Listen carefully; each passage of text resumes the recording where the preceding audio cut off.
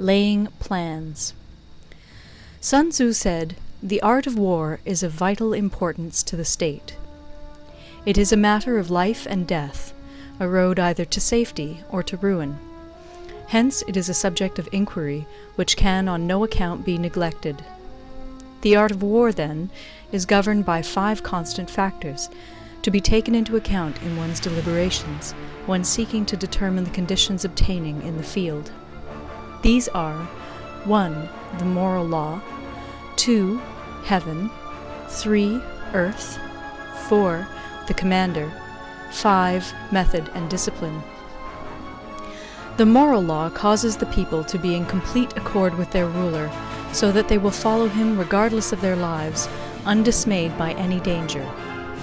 Heaven signifies night and day, cold and heat, times and seasons. Earth comprises distances, great and small, danger and security, open ground and narrow passes, the chances of life and death. The commander stands for the virtues of wisdom, sincerity, benevolence, courage, and strictness. By method and discipline are to be understood the marshalling of the army in its proper subdivisions, the graduations of rank among the officers, the maintenance of roads by which supplies may reach the army, and the control of military expenditure. These 5 heads should be familiar to every general. He who knows them will be victorious. He who knows them not will fail.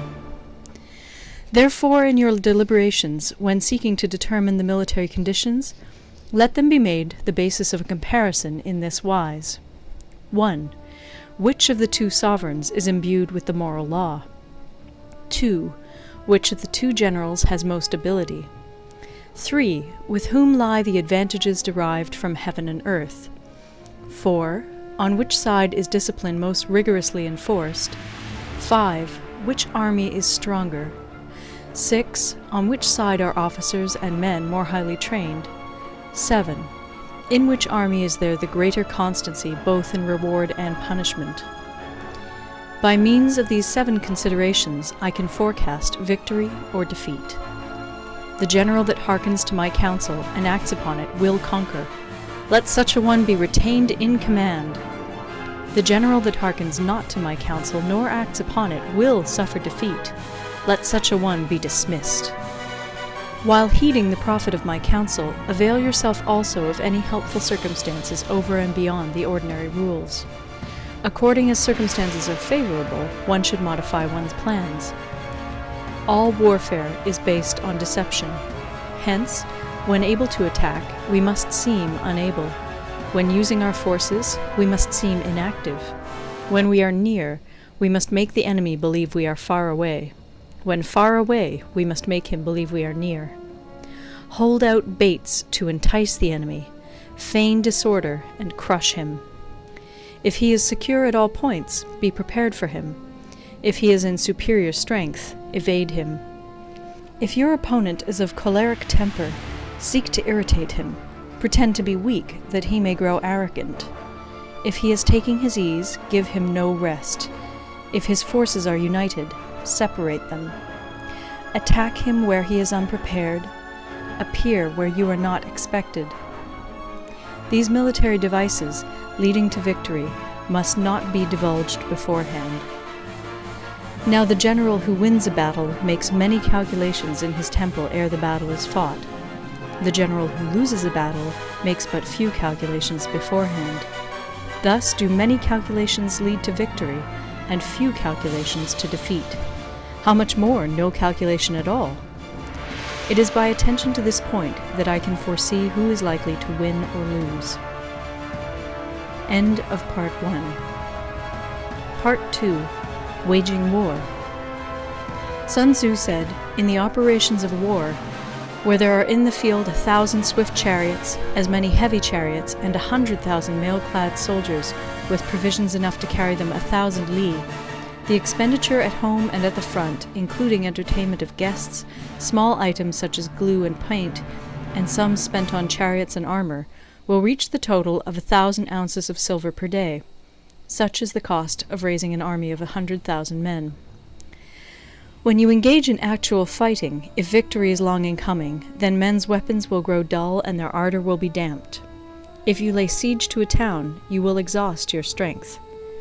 Again, if the campaign is protracted, the resources of the state will not be equal to the strain. Now, when your weapons are dulled, your ardor damped, your strength exhausted, and your treasure spent, other chieftains will spring up to take advantage of your extremity. Then no man, however wise, will be able to avert the consequences that must ensue. Thus, though we have heard of stupid haste in war, cleverness has never been seen associated with long delays. There is no instance of a country having benefited from prolonged warfare. It is only one who is thoroughly acquainted with the evils of war that can thoroughly understand the profitable way of carrying it on. The skillful soldier does not raise a second levy. Neither are his supply wagons loaded more than twice. Bring war material with you from home, but forage on the enemy. Thus the army will have food enough for its needs. Poverty of the state exchequer causes an army to be maintained by contributions from a distance. Contributing to maintain an army at a distance causes the people to be impoverished. On the other hand, the proximity of an army causes prices to go up, and high prices cause the people's substance to be drained away.